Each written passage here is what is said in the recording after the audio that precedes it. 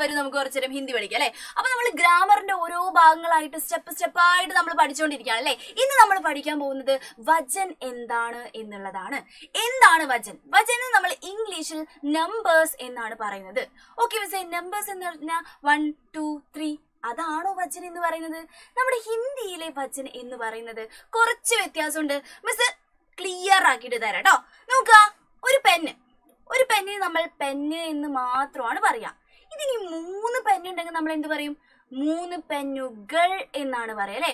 അപ്പം നമുക്ക് വചൻ എന്ന് പറഞ്ഞിട്ടുണ്ടെങ്കിൽ ബഹുവചനമായിട്ടും ഏകവചനമായിട്ടും, അതായത് സിംഗുലർ ആയിട്ടും പ്ലൂറൽ ആയിട്ടും നമുക്ക് വേർഡ്സിനെ പറയാൻ പറ്റും. അതിനാണ് നമ്മൾ വചൻ എന്ന് പറയുന്നത്. ഓക്കെ, അതിന്റെ ഡെഫിനേഷൻ മക്കൾ ഒന്ന് ശ്രദ്ധിക്കാം. അപ്പൊ നല്ല ക്ലിയർ ആവും കേട്ടോ, നമുക്ക് നന്നായിട്ട് കത്തും. നോക്കിക്കേ, വചനാണ് അല്ലെ. ജിൻ ശബ്ദോं से, ഏത് ശബ്ദത്തിൽ നിന്നാണോ, ഏത് വേർഡിൽ നിന്നാണോ, കിസി വ്യക്തി, ഏതെങ്കിലും ഒരു വ്യക്തി, വസ്തു, വസ്തുക്കള്, അല്ലെങ്കിൽ പ്രാണി എന്ന് വെച്ചാൽ എന്താണ്? ആ പല്ലി പാറ്റ ആ പ്രാണിയാണോ? അല്ല അല്ലെ. പ്രാണി എന്ന് ഉദ്ദേശിച്ച ജീവനുള്ള കുഞ്ഞു കുഞ്ഞു ജീവികളെ കേട്ടോ. പ്രാണി ആദിക്ക് അവരുടെ ഏക് യാ ഏക് സേ അധിക് ഹോനെ കാ, ഒന്നോ അല്ലെങ്കിൽ ഒന്നിൽ കൂടുതലോ, ഏക് സേ അധിക് എന്ന് വെച്ചാൽ എന്താണ്? ഒന്നിൽ കൂടുതലോ, ഹോനേക്ക ഉള്ളതിന്റെ ബോധഹോ, അങ്ങനെ ഒരു ബോധം തരുന്ന, ഒന്നോ ഒന്നിൽ കൂടുതലോ പ്രാണികളോ വ്യക്തികളോ അല്ലെങ്കിൽ വസ്തുക്കളോ ഉണ്ടെങ്കിൽ അതിനെ കുറിച്ച് നമുക്ക് മനസ്സിലാക്കി തരുന്ന, ബോധഹോ എന്ന് വെച്ചാൽ എന്താ ഉദ്ദേശിച്ചത്? മനസ്സിലാക്കി തരുന്നുണ്ടെങ്കിൽ ഉസേ, അതിനെ വചൻ കഹത്തെ ഹേ, വചൻ എന്നാണ് നമ്മൾ പറയുന്നത്. മക്കൾ ഒന്ന് എക്സാമ്പിൾ ശ്രദ്ധിച്ചേ. നോക്കിക്കേ, ഏക് കമറ, ഒരു കമറയ്ക്ക് നമ്മൾ കമറ എന്നാണ് പറയുന്നത്. ഇനി 3 മുറികളുണ്ട്. 3 മുറികളുണ്ടെങ്കിൽ നമ്മൾ എന്ത് പറയും?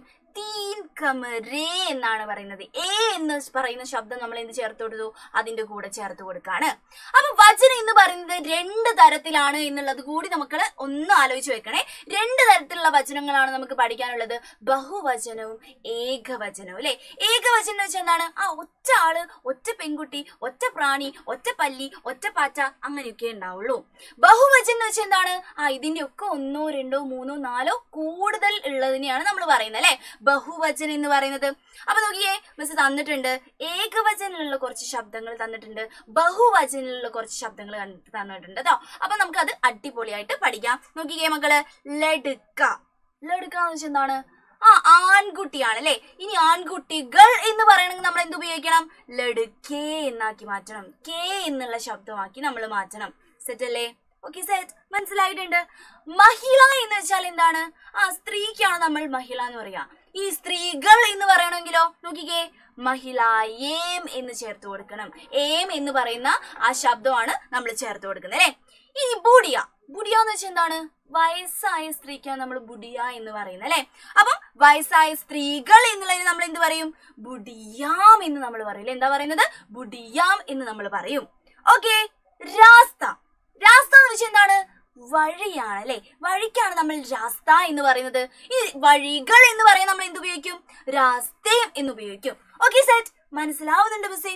അടുത്ത് നോക്കിക്കേ, പുസ്തകമാണ് അല്ലെ. പുസ്തകം എന്ന് വെച്ചാൽ എന്താണ്? ആ പുസ്തകമാണ്. ഇനി പുസ്തകങ്ങൾ, ഒരുപാട് പുസ്തകങ്ങൾ ഉണ്ടെങ്കിൽ നമ്മൾ എന്താണ്? പുസ്തകം എന്ന് മാത്രം പറഞ്ഞാൽ മതിയോ? പോരാ, എന്താണ് പറയേണ്ടത്? പുസ്തകേം എന്ന് ചേർക്കണം. അതിന്റെ കുത്ത് നിങ്ങൾ മറന്നു പോകരുത്, പുസ്തകേം എന്നാണ് അല്ലെ. അടുത്തത് ലടുക്കിയാണ്, പെൺകുട്ടിയാണ്. പെൺകുട്ടിക്ക് നമ്മൾ ലടുക്കി എന്ന് പറയും, പെൺകുട്ടികൾക്ക് നമ്മൾ ലടുക്കിയാം എന്ന് പറയും. എന്താണ് പറയുന്നത്? ലടുക്കിയാം. യാം എന്ന് പറയുന്ന ശബ്ദമാണ് അവിടെ ചേർത്ത് കൊടുക്കുന്നത് അല്ലെ. കപ്പട എന്ന് വെച്ചാൽ എന്താണ്? ഡ്രസ്സാണ്. ഡ്രസ്സുകൾക്ക് നമ്മൾ എന്ത് പറയും? കപ്പടേ എന്ന് പറയും അല്ലെ. അപ്പൊ ഇതാണ് നമ്മുടെ ഏകവചനവും ബഹുവചനവും എന്ന് പറയുന്നത്. ഓരോ സാധനങ്ങൾക്കും എന്താണ്? വ്യത്യസ്ത പേരുകളാണ് നമ്മൾ ഉദ്ദേശിക്കുന്നത് അല്ലെ. അപ്പൊ എന്താണ്? ആ ലടുക്ക എന്നുള്ളത് ലടുക്കേ എന്നായി മാറും, ലടുക്കി എന്നുള്ളത് ലടുക്കിയാം എന്നായി മാറും. ഏം യാം എന്ന് പറയുന്ന ശബ്ദങ്ങളൊക്കെ ചേർത്തിട്ടാണ് നമ്മൾ സാധാരണ എന്ത് ഉപയോഗിക്കാറ്? ബഹുവചനങ്ങൾ ഉപയോഗിക്കാറ്. ഇതേപോലത്തെ കുഞ്ഞു കുഞ്ഞു കാര്യങ്ങളായിട്ട് മിസ് ഇനിയും വരുന്നതായിരിക്കും. ബൈ.